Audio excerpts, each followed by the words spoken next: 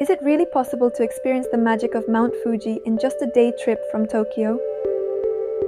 Hey everyone, it's Vic here, and in this video, I'll share my journey to Lake Kawaguchiko, the gateway to Japan's most iconic mountain. From autumn colors to must-see gems, this trip offers unforgettable memories from Japan. So, is it possible to visit Mount Fuji in a day trip from Tokyo?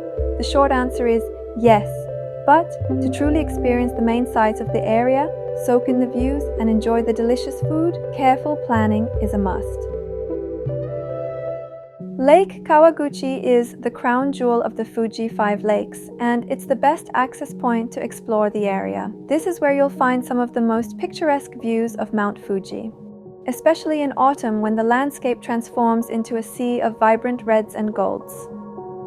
If you have the time, I highly recommend staying overnight to fully immerse yourself in the beauty of the area. A picturesque town of Fuji-Kawaguchiko has plenty of accommodation options, with some incredible traditional Japanese inns. But for today, we're exploring the highlights of this area in just one day. So let's dive into what makes this place an absolute must-see, especially in autumn. As soon as you step off the bus or train, you'll be greeted by the breathtaking sight of Mount Fuji towering over Kawaguchiko Station. The sheer size of Japan's most iconic mountain is so impressive it feels almost unreal. And not too far from the station is the location of probably the most famous convenience store in the world, Lawson, with a stunning backdrop of Mount Fuji. When taking photos here, be sure to respect the local residents and traffic. The local government is now paying close attention to ensure people follow the rules and regulations when photographing the area. Right at the railway station, you'll find local transportation options for getting around the area. There are 3 main bus routes that circle the lake, with the red route being the most popular.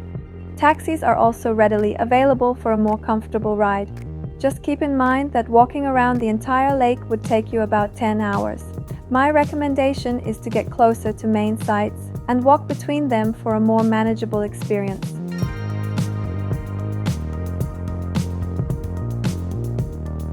Our first stop is Oishi Park, an absolute must in the area if you want stunning views of both Mount Fuji and Lake Kawaguchi framed by seasonal flowers. Oishi Park is located on the north shore of Kawaguchiko, and the best way to reach it is by a scenic 35-minute bus ride from Kawaguchiko Station. The lakeside promenade blooms with a variety of flowers throughout the year, but in autumn the deep greens, reds and yellows make the landscape truly spectacular. It's also a fantastic spot for a snack break or to pick up a unique Mount Fuji souvenirs to remember the day. Oishi Park is also the perfect spot to see the famous Kochia bushes, fluffy plants that turn a vibrant red hues in autumn. They create one of the most unique and colorful photo opportunities, and when you pair them with the backdrop of majestic Mount Fuji, the scene is absolutely breathtaking. Then there's the famous Momiji Kairo, or Maple Corridor, a gorgeous path lined with vibrant red maple leaves. This spot is one of Japan's most popular for viewing autumn foliage, so during the Fujikawaguchiko Momiji festival, this area gets super busy.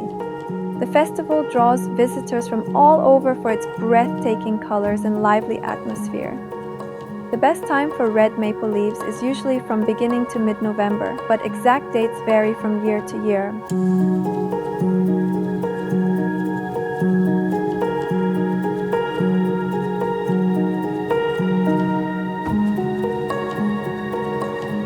Additionally, during the festival, you'll find food stalls offering classic Japanese festival treats, and also stalls where local vendors showcase seasonal produce, giving you a taste of Yamanashi Prefecture's autumn flavors. For postcard-perfect views, make your way up to Arakurayama Sengen Park. This beautiful park sits on the slopes of Mount Arakurayama and offers one of the most iconic vantage points of Mount Fuji. You'll start at the base, roughly a 10-minute walk from Shimoyoshida Station, and from there you can follow the walkway up the mountainside. The climb itself is a bit of a workout, but an amazing experience with both a staircase and a sloped path available, so you can choose what's most comfortable for you. As you make your way up, you'll pass through serene wooded areas with autumn colors all around you, creating a stunning natural frame for the views, making this climb especially breathtaking in the fall. About halfway up, you'll come to Arakurayama Sengen Shrine, a historic Shinto shrine with a peaceful atmosphere that offers a perfect resting spot. Here, you can take a break and perhaps even try some local Japanese snacks, perfect for a quick recharge before continuing to the top. Once you reach the top, you'll be rewarded with an unforgettable panorama of Mount Fuji and the cityscape of Fuji-Yoshida City below. It's a climb that truly rewards you with some of the most unforgettable scenery Japan has to offer.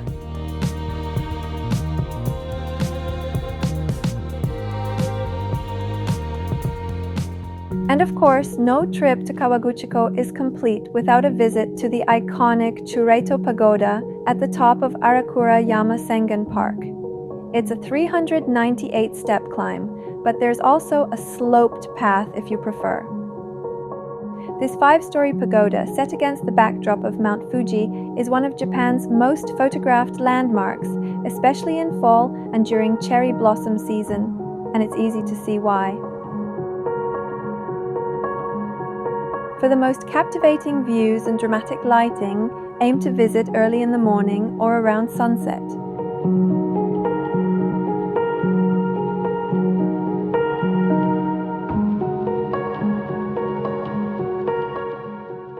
After all that exploring, you'll definitely work up an appetite. And there's no better way to refuel than with a steaming bowl of hoto noodles, the local specialty of Yamanashi Prefecture. The best spot to try it could be found right near the Kawaguchiko Station, a charming traditional Japanese restaurant specifically known for this dish.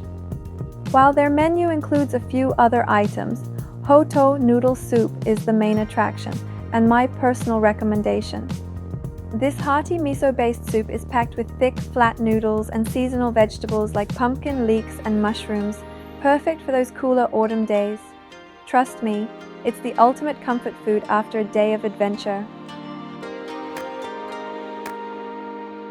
The fun bonus of the trip was that the local trains in this area are anime-themed.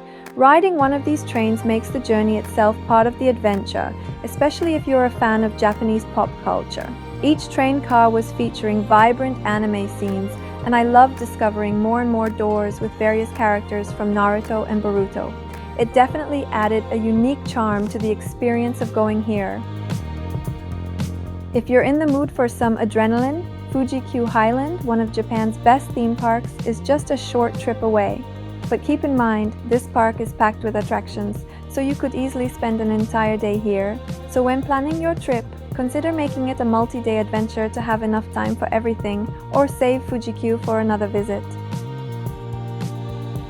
Now, let's talk about how to get to Lake Kawaguchiko from Tokyo. I've done the trip twice, once by train and once by bus, and here's what you need to know. There is a direct train that connects Tokyo with Lake Kawaguchi. You'll need to take the JR Cho Line Limited Express train from Shinjuku Station, which will get you to Kawaguchiko Station in exactly 2 hours. This train has large windows, which is perfect for enjoying the countryside views along the way. The train ride is scenic, convenient, and quite comfortable, but a bit pricey. Here's a tip. It's essential to reserve the seats in advance if you want to ride in comfort, especially during peak seasons in fall and spring. This route gets extremely popular, so there could be no seats left. During my first trip, I turned up to Shinjuku Station early at 7 a.m., only to find out that the next 3 scheduled trains were fully booked, even for standing. Overall, the price for this train won't break your bank, but it's way more pricey than the bus. But it's a great option if you are really tall or want to ride in comfort. Comparatively to the train, seats on buses in Japan have a very little legroom. Alternatively, there's a direct bus connecting Tokyo with Lake Kawaguchi. It departs from the Shinjuku Expressway bus terminal and takes just under 2 hours to reach Kawaguchiko Station. Plus, it's a bit more budget-friendly. Keep in mind that during peak seasons, you must reserve seats in advance. It's really rare to find last-minute tickets on the spot. I'll include the bus timetable and booking info in the description below.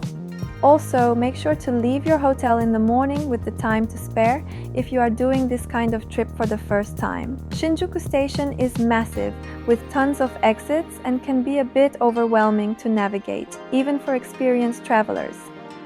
You'll need extra time to locate the bus departure area at the Shinjuku Expressway bus terminal, and since everything in Japan runs precisely on time, you don't want to miss it. And here's a bonus tip.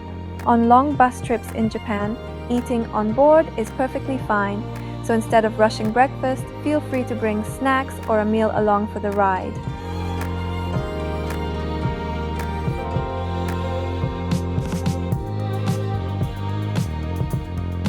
When planning your itinerary, I'd recommend focusing on the attractions you want to see most. On my first trip to Lake Kawaguchi, I didn't plan much and just went with the flow, but on my second trip, I planned everything down to the minute. Luckily, Japan allows you to do so. This way, I managed to see Chureito Pagoda both in the morning and in the evening. However, I found myself rushing through some other sites and was constantly mindful of time. So, finding the right balance for your day trip can make all the difference, letting you fully enjoy each moment without feeling too rushed. Thanks for joining me on this day trip to Mount Fuji.